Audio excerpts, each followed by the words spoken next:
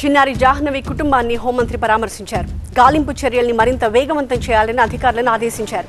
జాహ్నవి అదృశ్య ఘటన దురదృష్టకరమన్న హోంమంత్రి పోలీసులు వెంటనే స్పందించి గాలింపు మొదలుపెట్టారన్నారు. చిన్నారి ఆచూకీ ఇంకా లభించకపోవడం బాధాకరమన్నారు.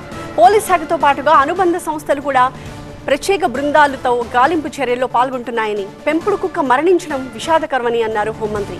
పెంపుడు కుక్క పోస్టుమార్టం నివేదిక ద్వారా మరిన్ని వివరాలు వెలుగులోకి వచ్చే అవకాశం ఉందన్నారు. 12 రోజులుగా కూడా అమ్మాయి కొంచెం మనకి కనిపించకుండా పోవటం అనేది నిజంగా చెప్పాలంటే చాలా బాధాకరం.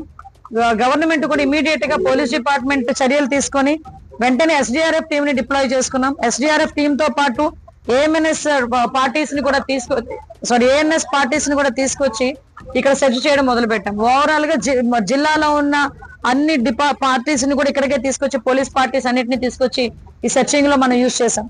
అదేవిధంగా టవర్ డంప్ తీసుకున్నాం, సిడిఆర్స్ తీసుకున్నాం.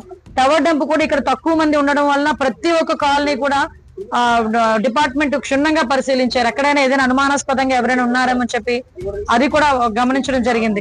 వాటితో పాటు మనకి డ్రోన్స్ కూడా యూజ్ చేయడం జరిగింది. వాటితో పాటు మనం చూస్తే థర్మల్ డ్రోన్స్ కూడా యూజ్ చేయడం జరిగిందండి. మీరందరూ చూసారు, ఒక డాగ్ కూడా, వీళ్ళు పెంపుడు కుక్క కూడా 6 నెలలుగా పెంచుకుంటున్న పెంపుడు కుక్క కూడా బ్యాక్ వచ్చి రీసెంట్ గా అది కూడా చనిపోయింది. ఆ డాగ్ కూడా ఎందుకు చనిపోయింది అన్న విషయాన్ని కూడా తెలుసుకోవాలనే ఉద్దేశంతో పోస్ట్ మార్టానికి చేసి పోస్ట్ మార్టం రిపోర్ట్ గురించి కూడా వెయిట్ చేస్తున్నాం.